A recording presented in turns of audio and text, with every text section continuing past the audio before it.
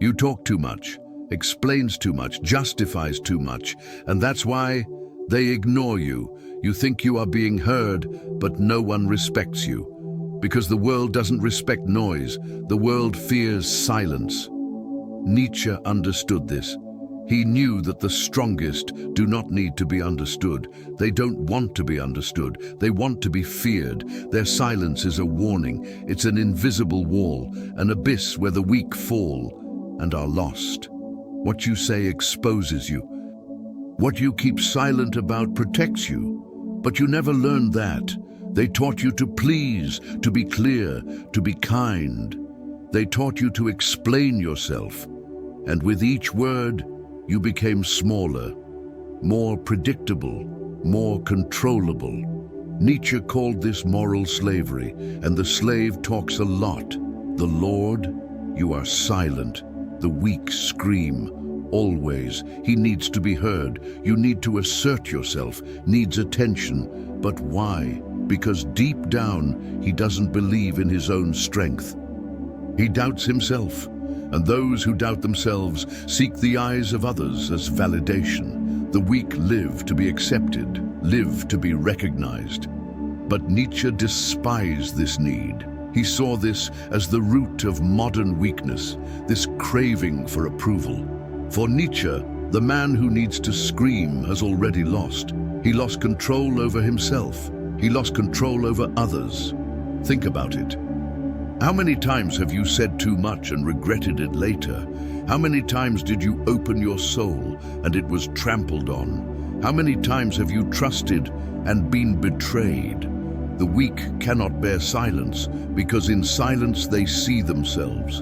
And what does he see? See a void. See an echo, see your own impotence. Therefore he fills everything with words. He speaks, he argues, he justifies himself. He needs to prove that he exists, that he matters, that he is worth something.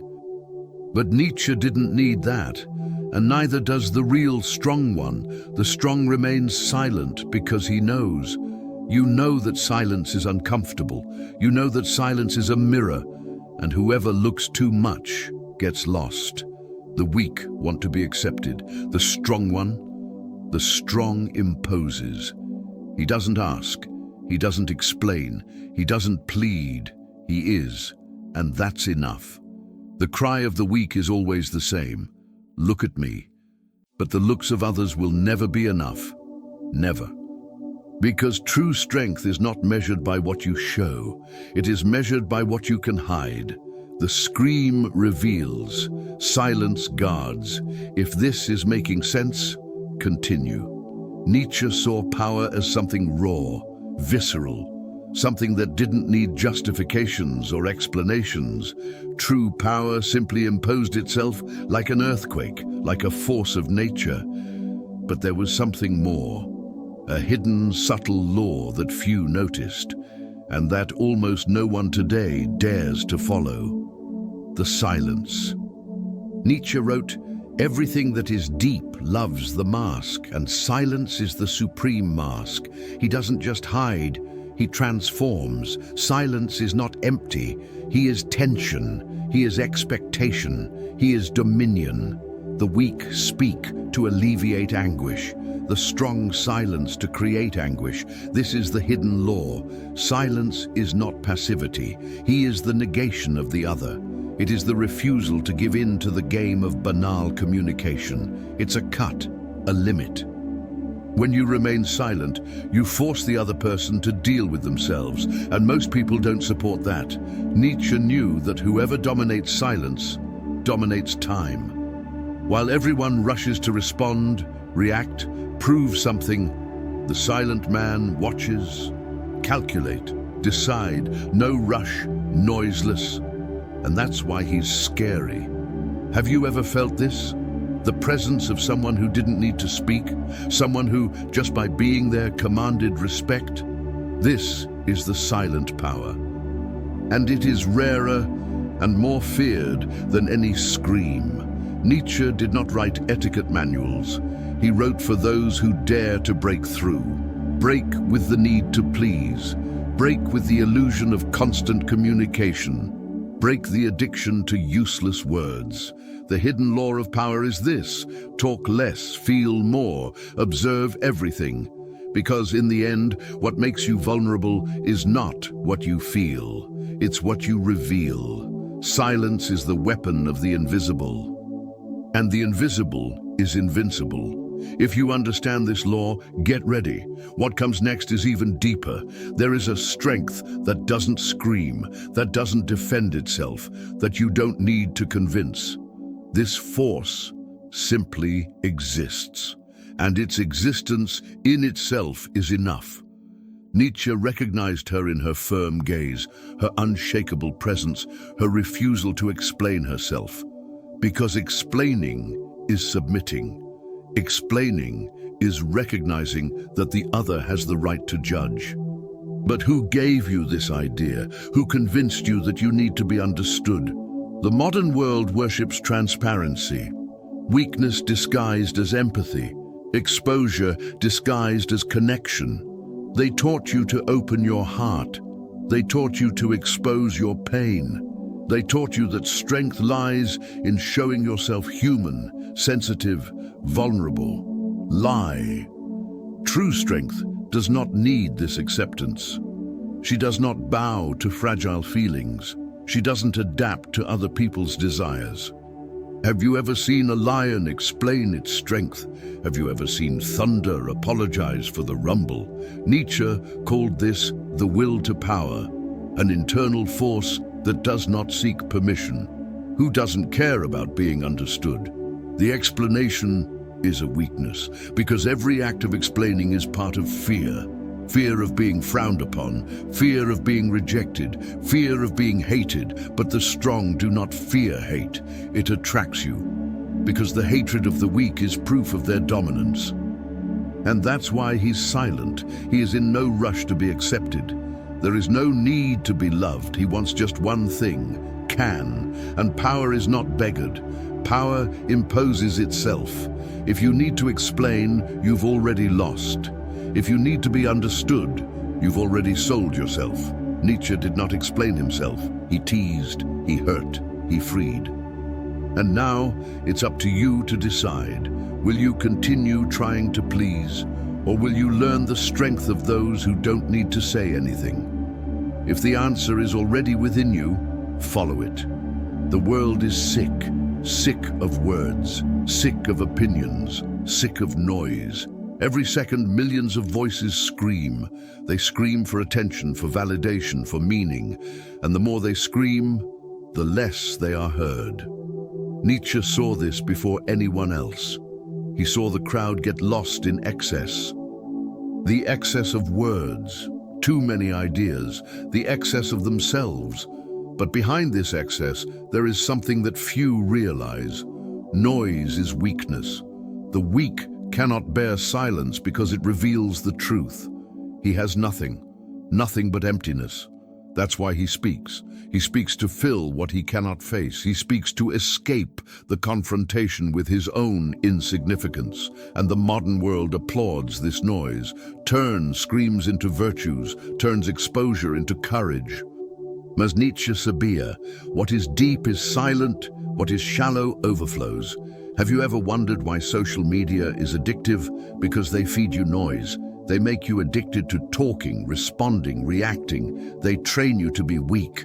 The more you talk, the more predictable you become. The more you show, the less power you have. And that's why noise destroys you. Because it empties you. It consumes you. It makes you part of the mass. That mass that Nietzsche despised. A mass rouge. The master is silent. While everyone competes for attention, the truly strong retreat. He watches, he chooses, he waits, and when he speaks, every word is a blade. But until then he remains silent, because silence is the field where the weak get lost, and the strong is formed. The noise is the music of the slaves. Silence is the anthem of the gentleman. Do you want to be Sir? Learn to shut up. If this confronts you, there is still time. Nietzsche did not believe in equality. He saw the world divided between those who obey and those who create their own laws, between those who follow and those who dominate. Superman is not just an ideal, he is a rupture, a denial of everything you were taught to be. And silence is one of your most perfect weapons, because Superman doesn't waste energy. He doesn't talk to convince. He does not argue to be accepted. He doesn't seek sympathy. He is his own master. And silence for him is not absence. It is absolute presence. Presence that intimidates. Presence that forces the other to bow. Nietzsche wrote, "Become who you are." But how do you do this in a world that forces you to explain yourself? In a world that demands you to be transparent, accessible, docile? Superman rejects all of this. He lives above the morals of the herd, above good and evil, above the need to open up. Because he understood, the more you shut up, the more you create. Silence is the space where he forges his will, where he turns pain into strength, where he destroys the old self and builds the new. But silence is not easy. He is lonely. He is cruel. That's why few support it. Superman supports it. He embraces silence like a battlefield. There he fights against what is small, against what is weak, against what is inherited. There he rebuilds himself. And when he finally speaks, the world has no choice. He listens. Because it is not the strength of the voice that commands. It is the strength of being. Nietzsche believed that only those who endured silence could create something new, a new morality, a new destination. And you? Are you going to continue talking like everyone else? Or will you learn to inhabit the silence and emerge greater than you ever were? If you want this power, follow. Silence is not just protection. He's not just a shield. He is a sword. And Nietzsche says, nothing hurts more than what is not said, because the word is finite. But the silence is infinite. He allows the other to imagine, fear, doubt. He opens doors in other people's minds, and each door leads to a different abyss. When you remain silent, you force the other person to fill that void. And human beings fear emptiness, so much so that he prefers any lie to facing nothingness. But it is in nothingness that the strong live. It is in nothingness that he dominates. Nietzsche wrote about eternal recurrence. The idea that everything repeats itself, everything comes back. But what comes back when you shut up? The fear. Silence makes the other person listen to their own mind. And for many, this is unbearable. The weak need words to have control. It needs reactions, signs, guarantees. Silence breaks that. He turns doubt into a weapon. He transforms absence into brutal presence. Have you seen the effect of contempt? Not that explicit contempt, but silent contempt. The one where you refuse to even respond. This is the silence that hurts. And Nietzsche understood there is nothing more destructive to the ego than cold, dry, absolute indifference. When you don't respond, you deny existence. And to deny existence is to deny power.